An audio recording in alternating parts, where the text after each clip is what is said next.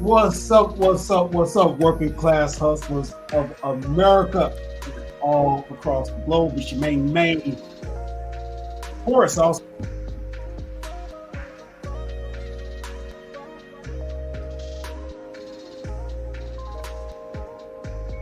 I lost you.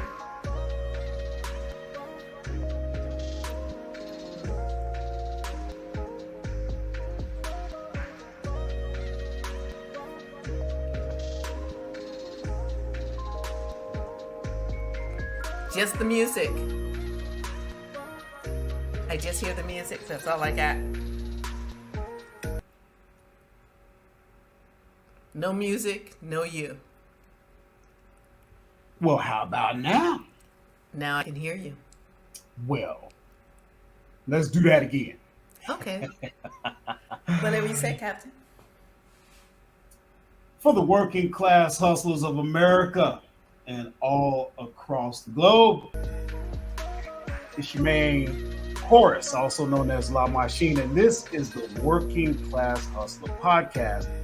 Well, I have myself and my wonderful sidekick, the lovely Miss Karen. Boom! Say hi to the world. Hello. Well, once again, we are together for your benefit. Not only do we do what to sell on Amazon, we also do a podcast, and the purpose is to help you guys. Now, you got to remember, we don't just talk about selling on Amazon, we actually do it. So what we want to do is give you guys a bunch of anecdotes and things that we experience in the hopes that it will help you to actually get started, scale your business, and at least get to our level. We happen to be six-figure sellers over multiple years. So if you're looking for somebody that might be a little bit further ahead than you, we may be that thing that you need to help you.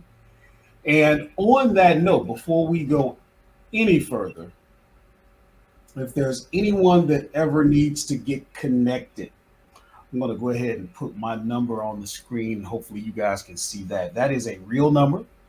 You will be able to contact me. It's not a robot. It's not an assistant. It's not AI. It's me. I'll get to you just as soon as I can. I might not be the quickest to respond, but I always respond. So if you have questions, if you have concerns, this is absolutely free. It's just something that we've always done. Take advantage of it. And don't think, hold on, my cat's messing up my whole situation here. Do not think that that you would be a burden or anything like that. Most people won't take advantage of this, so there's always plenty of attention that can be given to you.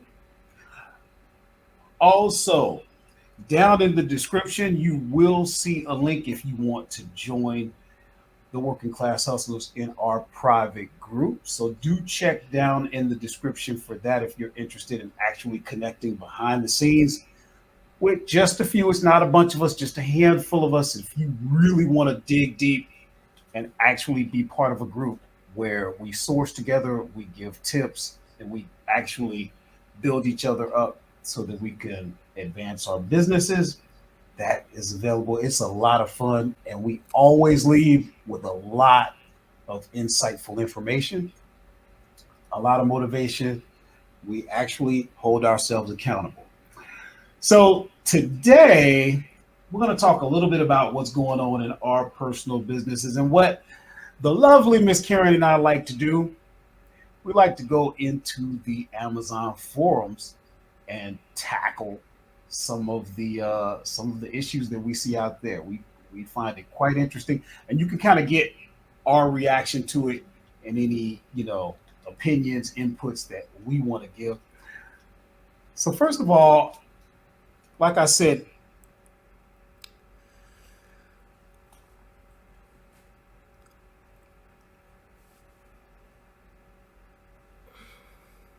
we're coming fast towards the end of the month, and I'm going to tell you My business is actually going strong.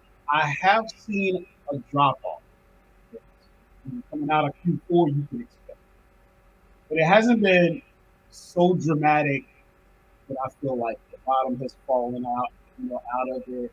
Uh, you guys know I tend to sell snack foods. People are gonna eat that all year round. Uh, so yeah, if you guys want to get into snack foods, look in the description. You can watch. Actually, myself and Miss Karen and my producer Jim, we put together a webinar, and that replay is available, so you can check that out. Karen, how are things shaping up for you so far this year?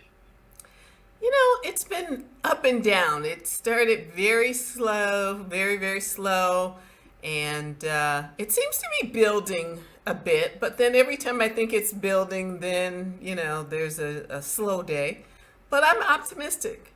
I'm Okay. remaining very optimistic and redoubling efforts. So we'll All see. right. We'll see. We'll see what 2024 does. Yeah, I'm optimistic about it. 2023 was a good year for me. I was Mhm. up somewhere around 15, somewhere between 15 and 18% up uh, over 2022. So I'm That's happy great. about that. That's great. I think I can do much better. I did over 200,000. I just forget what I'm actually going to do. My next video, I'm going to actually talk about the numbers that I did. So for those of you that are interested, I love to show my numbers and that kind of stuff. And I'm going to talk about what I did on Amazon as well as Walmart, because you guys know I do sell on Walmart as well. And it doesn't do nearly as well, but there are sales out there. Yeah, kudos to you. I want to say, holding down a full-time job and pulling those kind of numbers, that's amazing. Yeah, yeah, I'm glad you brought that up. I actually, I don't think I mentioned it enough. For the hustlers that really want to understand where I'm coming from, I work a full time job as a truck driver. Um, there's overtime, and then on top of that, I have my online business. So I want to encourage anyone that's thinking about doing it.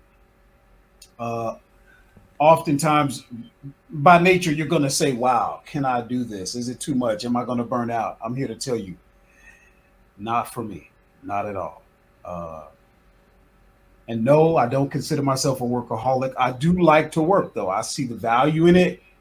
And in order to get to where I'm trying to get, I got to have more money. So, right. There's that. There's the money. I got to There's get the better. money. True. I got to get better with how to deploy that money so that we can actually build some wealth. That's two different things, but it It's two starts with the different money. things. You Right. got to have the money Got coming to in. have the money. That's right. That's right. Um, let's talk a little bit about success because that's what everybody's looking for. Those who want to sell on Amazon, and there was something I wanted you to share with the hustlers. Something about the conditions for success.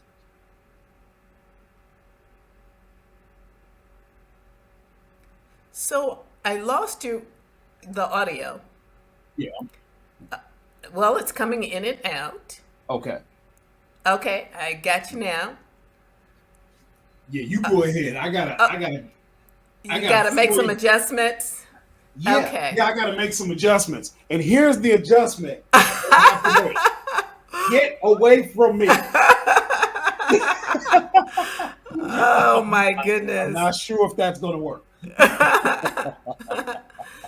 Yeah, so it's January, and it's a time when people are talking about their goals for the year and so forth. And goals are an important thing, though. When it comes to Amazon, we don't control all of the variables. I mean, once you get on the platform, you can't really control how much Amazon gives you the buy box, or shows your suppressed listing, whatever it may be. However, or suppressed buy box listing. However, what we can do is we can, you know, set the conditions for success.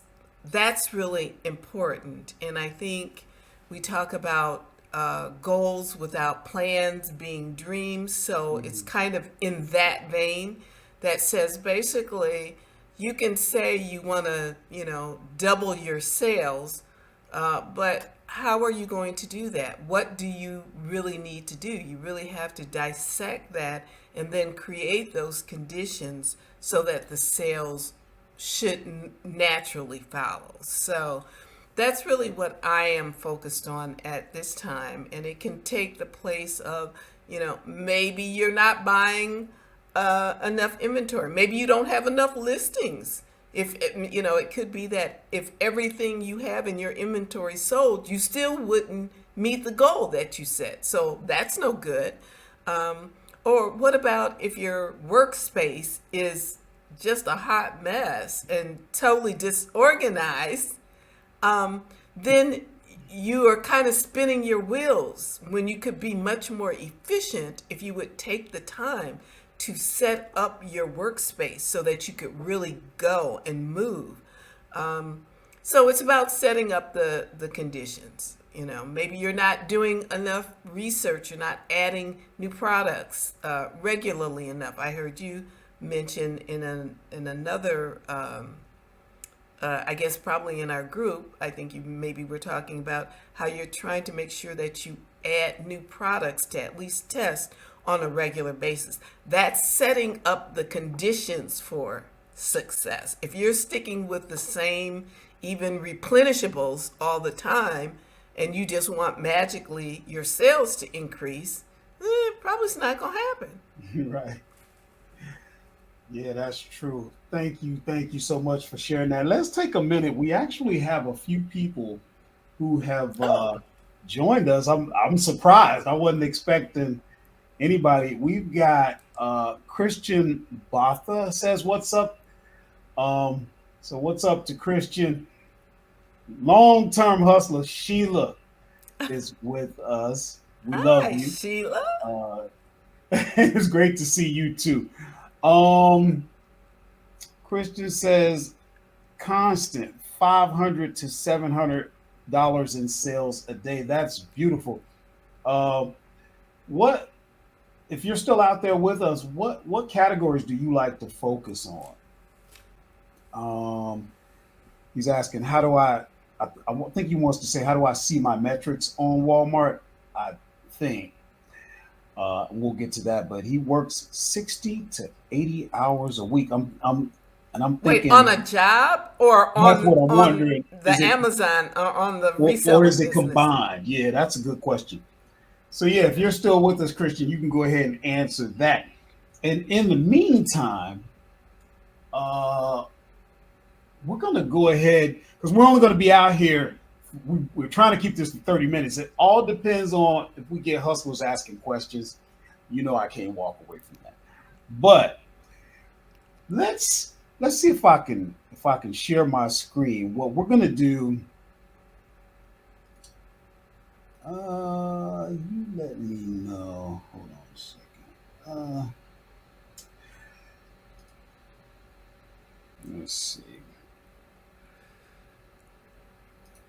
Can you see my screen? Yes, I can see it. So I'm going to read this. Now, the title is All It Takes is One Buyer Complaint for Amazon to Remove an Item I've Sold $1.7 million in the past year. Let's see. So basically, he's saying he received a buyer complaint about an item indicated product condition complaint, defective. Basically, followed the tips to check the seller feedback, buyer's voice, and return report, and concluded that I think it gets a little interesting, guys. So just kind of follow me on this. Concluded that it was due to the lack of pre-processing tips for buyers on the detail page. Now follow this, guys. You know, this winter is very cold. My product is about the gel for a manicure. And in the winter, the gel is very liquid. So you need to put it into 40 to 50 degrees of warm water to soak it for a minute before using it. And the seller goes on to say that they wrote the whole process and the corresponding improvement measures on the detail page, did all that. And he even found the supplier to open the invoice of the past 365 days, blah, blah, blah. Bottom line is this, unfortunately, I guess they got a reply that the complaint was unsuccessful, and they removed the ASIN from Amazon. So far, they've kept changing the wording of the complaint, and all they get is a robotic reply. So I think what they're trying to say is they kept resubmitting to try and get it reinstated, and they kind of changed the wording a bit. And yeah, so they're having problems getting this reinstated.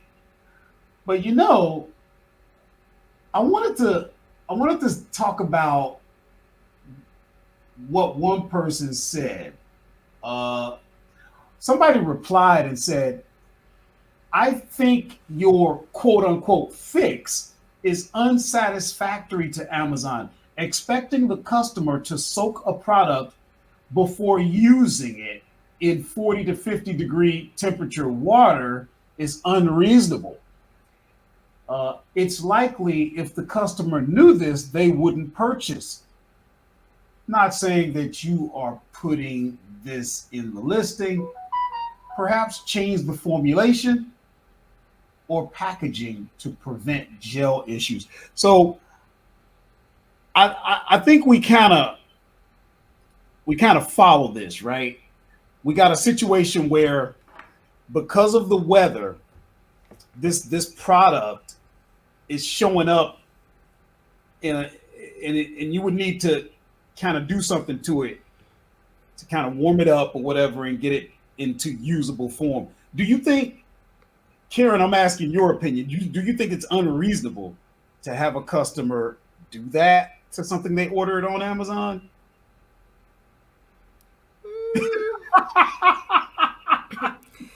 I have mixed feelings about it. I don't really think it's unreasonable. I think that you have to include, an extra card or something in big bold print that says, you need to warm it up. But if you communicate that, I think it's okay. I mean, I'm not sure what the seller can do. We're having a kind of cold winter, and some products, they're going to be affected by the cold. That's just physics. I don't know. I don't know. But what troubles me about it is what I'm confused about is this seller saying that there was just a single complaint? That doesn't make sense. Of something that you're selling $1 million worth of? Right. Something's not right there. That can't be. Now, That's crazy potatoes. Right. I'm guessing that this is, a private label product, something that they put out. And, I don't have anything against private label. I don't do it. I have done it. I think the last time I private labeled a product was probably 2012, something like that.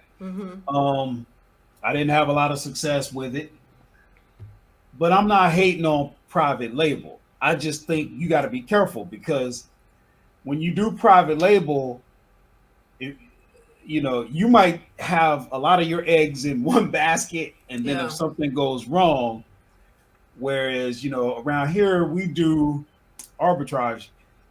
If there's a problem with one ASIN, you move on. Right. You know what I mean? And you don't have to go deep. deep enough to where this is really going to hurt you, and now you're in the forums looking for help. Yeah. That's just something to think about, hustlers. If you want to get into private label, I'm not even sure how much. There was a time where people were really hot on private label. I don't hear about it as much. Yeah, I definitely thought that by now I would have a private label product, one or more. But ultimately, I decided that the investment and the risk was not, especially post COVID. Quite honestly, not worth it for me. But it feels like you can hit the jackpot or you can completely bomb. So just depends on, I guess, how much of a risk taker you are. You want to take another one? Sure, let's do it. All right. Let's see here. I shouldn't be laughing. But it starts out, Amazon stole our money. A to Z claim appeal failed, with a sigh. I'm feeling a little discouraged, mainly because business hasn't been doing well due to the economy. I just lost an A to Z claim appeal, and apparently there's nothing else we can do. This is the third time I've lost the appeal when I've done everything right. Customer claims package not received. Amazon agent automatically grants A to Z claim and takes money out of our funds. Shipping label was purchased through Amazon shipping. Package delivered, and they have the date. Package was delivered on the 25th. The tracking on the USPS shows delivered. They submitted an appeal, and then they received an email saying that I guess Amazon decided to uphold their original decision. Right. At this point, I'm not sure what else we can do in terms of trying to get our money back from Amazon. P.S. I'm aware of filing income loss for stolen packages and damages. I mean, people who review these cases, how can they miss reading the information? Our appeals are being reviewed by AI or a computer, by agents who can't read or don't know their own policy. And they go on and on. Oh, even gave their appeal letter. Right. And yeah, we have that up for anybody that wants to view it. But yeah, I don't know. What's your take on it? I'm going to start out by saying, and again, I'm not trying to tell anybody how to run their business, but one thing I love about selling food, grocery, and gourmet, you don't run into this because as per policy, Amazon will not automatically grant an A to Z guarantee on food. They just don't. And Amazon customers, in my opinion, and I've been selling on Amazon since 2008, I think Amazon customers have become very spoiled. I hate to use the word because it sounds like I have something against them, and I don't. But I feel that they've become very, as a group, I think Amazon customers have become very entitled in how they approach things. They can be unreasonable, and there are scammers out there. Obviously, I can't say that all Amazon shoppers are scammers. I would say the majority are not. But it hurts when you have to go through things like this.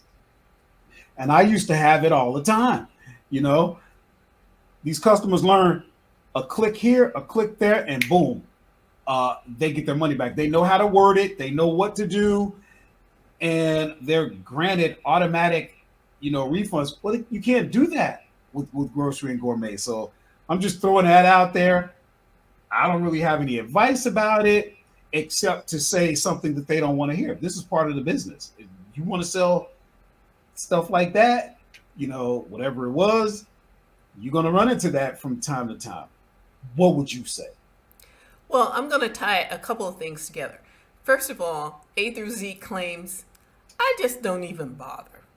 I just take a L on it. I really do, because it's not worth my time and frustration to go round and round with Amazon. That's my position. I do not sell, $500 items. If it was a $500 item, then yes, it would be worth it. But for something that costs $29.99, $39.99, I don't like it. But again, when you start thinking about this as a business as opposed to a hustle, sometimes you just take the loss. It's just not worth my time. Now, what I will say, the time when I would go to war is if I was selling a food item and they automatically granted a refund. Now, we could say that never happens, but it's funny. I just talked to someone tonight who told me that Amazon granted a refund on horseradish. It was horseradish.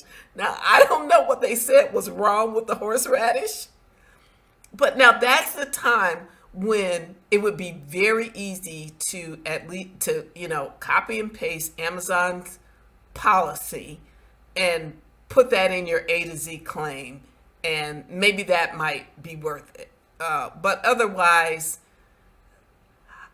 the success rate, you gotta balance the time. So I don't want to go back and forth with Amazon. Well, it's funny because customers will try all sorts of things. I'm not going to suggest that it's always for nefarious purposes, but just today I had a customer say, "Hey, I never got the order. Tracking says it delivered. I never got it." Now, this was like an order, a $70 order. So here we go. If they could have gotten the automatic A to Z, then well, they would have took it. Couldn't get it. So I looked, and then I replied to the customer. Mind you, what did we say today was? January the 25th? January the 25th. So I replied and said, okay, so you ordered this on November the 7th of last year. Now, that was a little dramatic, but I had to put it that way. Tracking said it delivered the following day on November the 8th of last year. Unfortunately, we are outside of the allowable claims period with UPS. UPS don't play around, I'm telling you. And from there, I've gotten crickets so far. Now, what I did, I can be a little, I can be ignorant. Let me just say it. The first I asked him, can you tell me, since he said he looked and he couldn't find it, I said, can you tell me the exact day that you looked? You've been looking for 2 months. He responded with a dot, like a period, and hit send. So that's all I got. Was a period. And You've been looking for 2 months. Yeah. Didn't you think that was long enough? If he couldn't find it in 2 months, didn't you just think, oh, well, if you can't find it, I should refund you because you really have, looked diligently for 2 months. We're Returnuary. Yeah, we're getting close on time, but I can't help this. I want to hold on a second. I want to go back and I want to look at some of the remarks. Somebody asked, "Did you get a signature confirmation for the delivery?" And then somebody replied to that. They said, "Just to let you know, the signature will not help." Wow. So you could have paid extra for. Yeah. Somebody said, "Been here a long time, had a lot of claims. We don't fight them anymore. We have learned to bake." How does this? We have learned to bake all off Amazon's delight. the customer schemes into the price, which for us is about 7%. You get upset when dealing with Amazon being ripped off by Amazon and their scammer customers. It's getting really bad these days. Amazon is the only platform we get ripped off on. Sorry for your luck. We all get our turn on Amazon. Equal opportunity. Sure. Oh, Lord. Let me see. You also have to make sure the package is scanned into the carrier's possession before the close of the ship by window was scheduled by Amazon. I don't know. No, I don't think you have to have it scanned. You have to, no, I don't think so. I don't think that would make a difference in the claim. No. Okay. Somebody said, write to your congressional representative. I don't know. Wouldn't that be fun to receive as a congressperson? I'm sure they received everything. Report Amazon to your congressperson. Okay. Right. Yeah. Some of this stuff I don't understand. Theft. We just updated our payment method with Amazon, and immediately we were charged $11,000 and a change. Oh, $11,000 and change on that credit card. Happened within seconds of updating our default credit card payment method on our seller account. Luckily, we caught the fraud due to text notifications on phone linked to account. No idea how this happened. Be on high alert for scammers and fraudsters. Disheartening, so much fraud and theft out there. Somebody said, adjust your sales price to offset the loss. Yeah. Yeah, I don't know. Tell you what, we're out of time for now, so we're going to come back on another episode, and you know what we're going to cover? We're going to cover let's see. There's one that I think we definitely want to cover here. Let me see if I can find that one.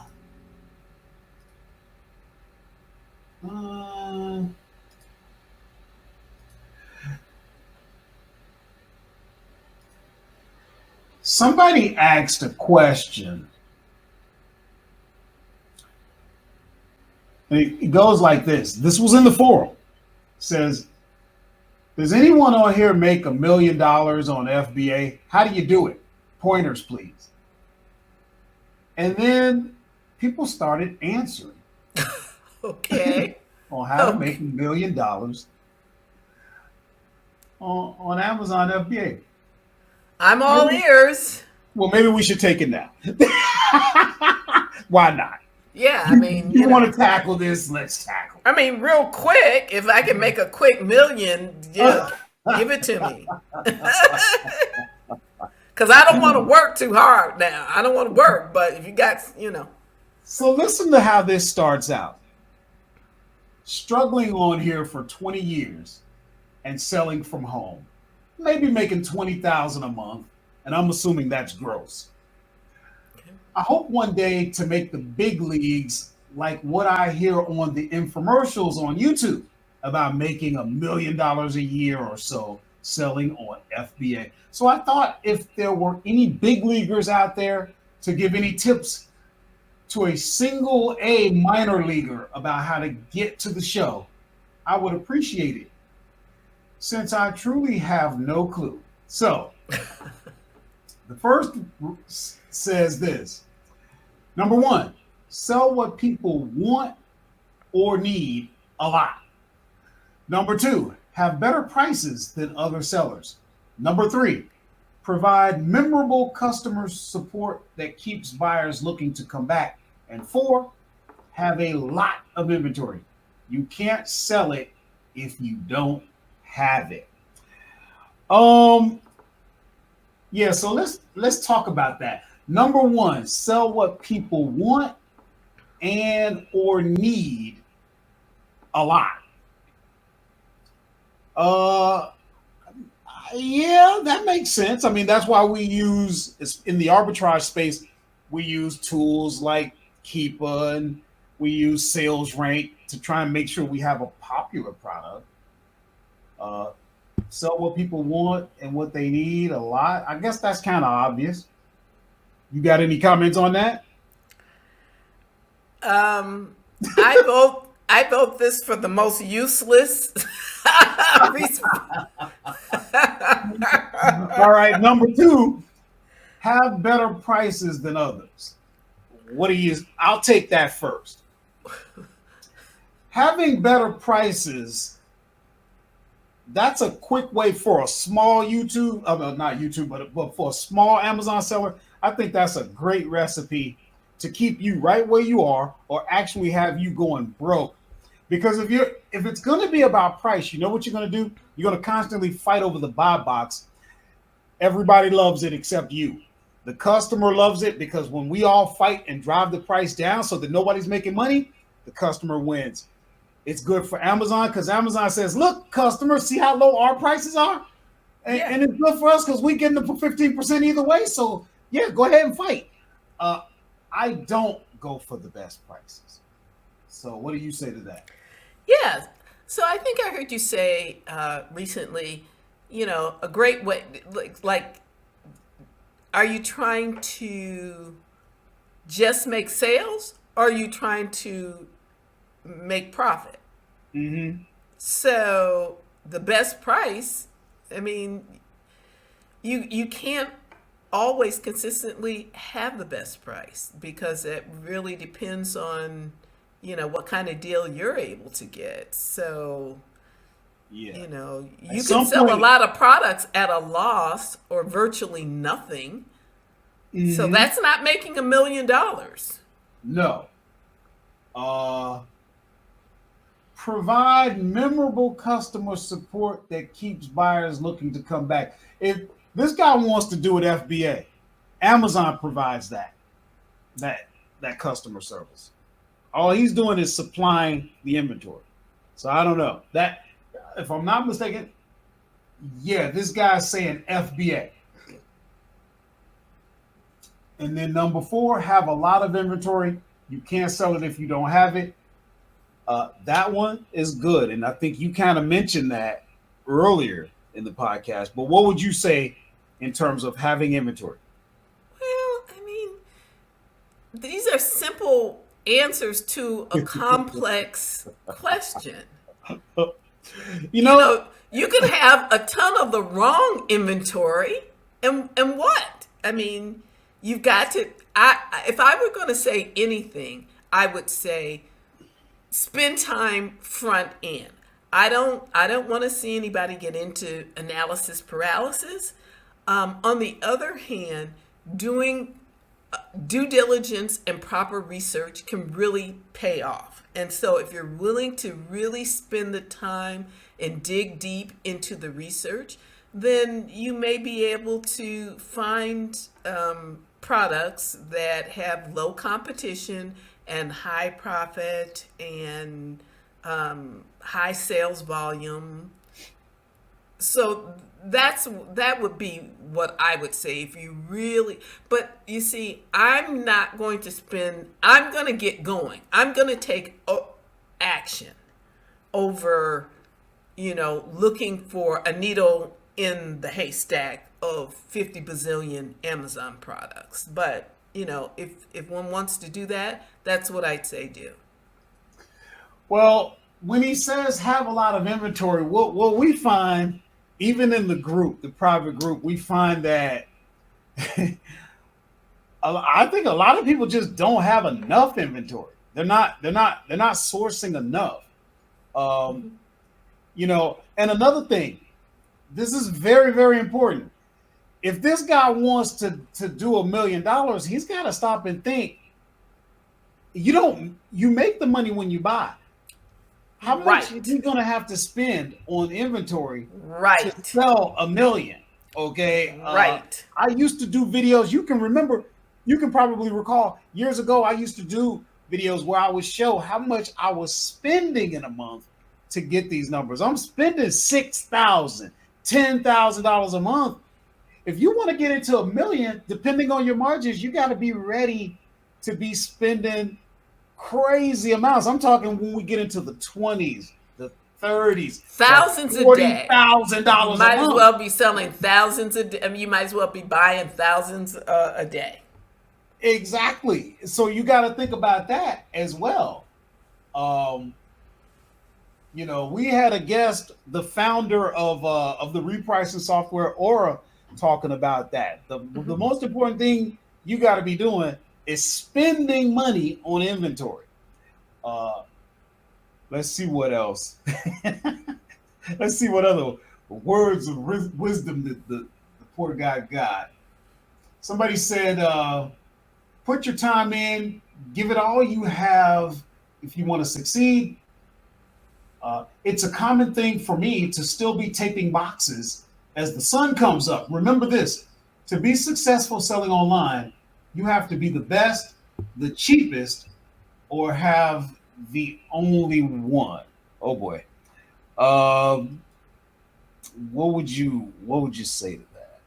The best, the cheapest, or the only one? Now, well, let's go back. First, he said, put your time in. We would agree. You got to do that. Mm-hmm.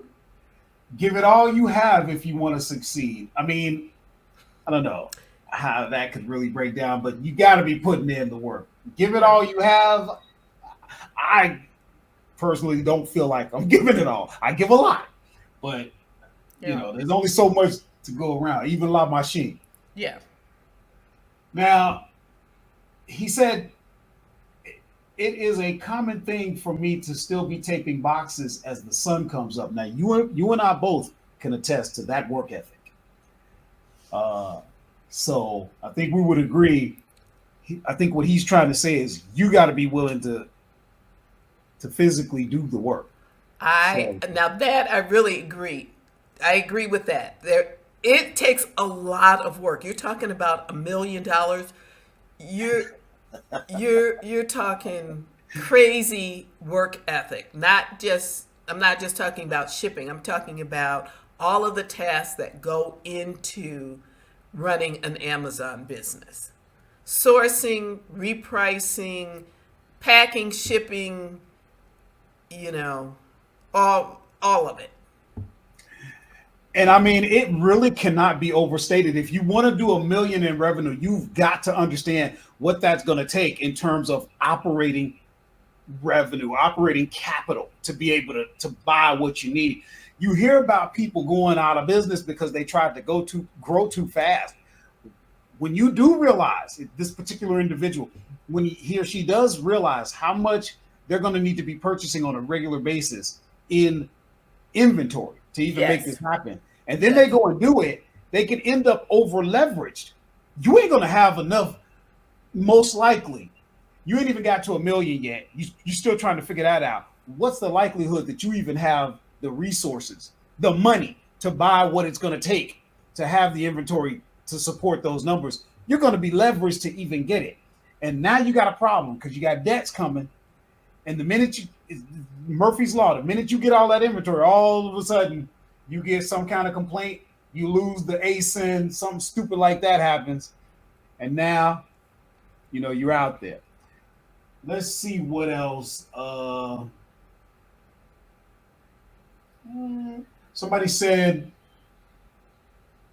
you may want to consider a strategy for the upcoming sales seasons.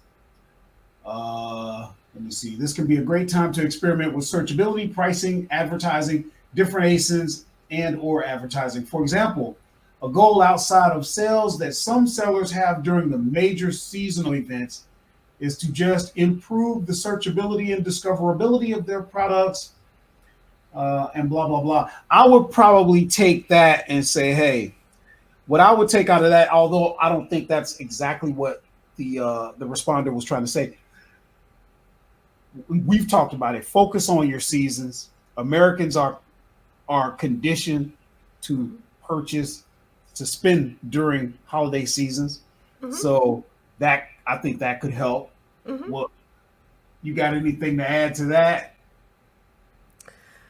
No, I don't have anything to add. You know, the only thing that I can add, the only thing that keeps running through my mind is, you know, it's a lot of work. And chances are you're not going to, you better be looking at a prep center, you better be looking at staff, you know, you're just not going to sit up in your kitchen in your dining room, at your dining room table, even at your business, in your basement or garage, and, you know, generate $1 million in profit by yourself. No, it requires, it's just, talk to me, you know, I say talk to me after you're making six figures. Because one thing I do believe, if you can do six figures, then you can do $1 million. But first, please, let's get to six figures. Well, he did say he was doing like 20K a month. So I think he got that. Oh, 20K a month. I'm sorry, I missed that. Yeah. I think he got that part down. But for some reason. Oh, well, if you can do 20K a month, then you pretty much know, you know, what the game is. And if you can clone yourself Yeah. and you know, have open access to unlimited funds, that's all you need. You know what to do. If you're at 20,000 a month, you know how to do it. But I can't tell you how to get the money to buy. I can't tell you how to clone yourself so that you have time to research the products. I don't know where you're going to get the employees to accomplish this, but got the basic building blocks. If you can make 20,000 a month, you can do $1 million. Maybe, just maybe, if we're doing 20,000 a month, you know, which would be, I don't know, roughly what, 140 a year or something like that. Instead of trying to talk about $1 million, why don't we try to do 30,000 a month? You know what I mean? Why don't we try to incrementally grow? Because I don't think we're going to make the leap. You know, I think making the leap sounds great, but I think that could come with some things, you know, that you're not quite ready for. The business that's doing seven figures is not the business that's doing six. And there needs to be a transition, because like you said, the logistics behind it is totally different. You can't do $1 million and a lot of people can't do $1 million. I've heard of guys doing it. Particularly, there was a guy, all he sold was Nikes.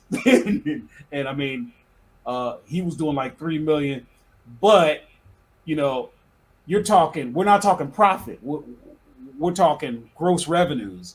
Yeah, I would take that. I could be happy with that.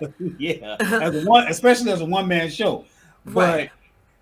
this same person ran into problems when they quit letting him sell Nikes for some reason.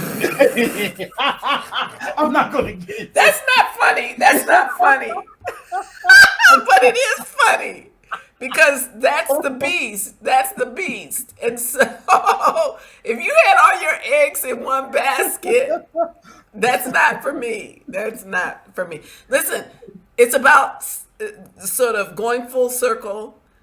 Set up the conditions. Set up the conditions. What are the conditions that are required in order to make that kind of money? Well, you got to have the funds. You've got to have the products. You've got to have the people. You've got to have et cetera, et cetera, et cetera. You know, hang out with the people who are making millions. They can tell you. Get yourself some good friends that are making millions. How about that? True. And that's not as hard to do as one might think. The next question I hear is, well, where am I going to find the you got to go. They tend to go to these conferences, these expos. You know, that's where you'll meet them at. You know, I'd Yeah. like to do it. I haven't. When was the last you went to the what's that one in Vegas? I went to ASD a couple of times last year, I think. Yeah, because the show is twice a year, but there's lots of different shows. Mm-hmm. There's probably one for snack foods. I Oh, betcha. there is. Yeah. So yeah, you know, you think about that kind of stuff. Guys, we're gonna wrap it up. We already about 30 minutes over just Right. because we love you so Yeah, we do. We enjoy. We uh, have a good time. always. And again, guys, I cannot stress it enough. If you need to get a hold of us, we have a number for you. I'll put it on the screen, but it's always in the description. So get with us if you need to. We shall return. I'm going to check one more time. Nope, no more comments. We're going to wrap it up. For the lovely Miss Karen, I am Horace, also known as La Machine, saying good night, and we'll see you next time. Wave to all the nice people, Karen. Toodles. Next time. See ya. Later. Bye. All right. So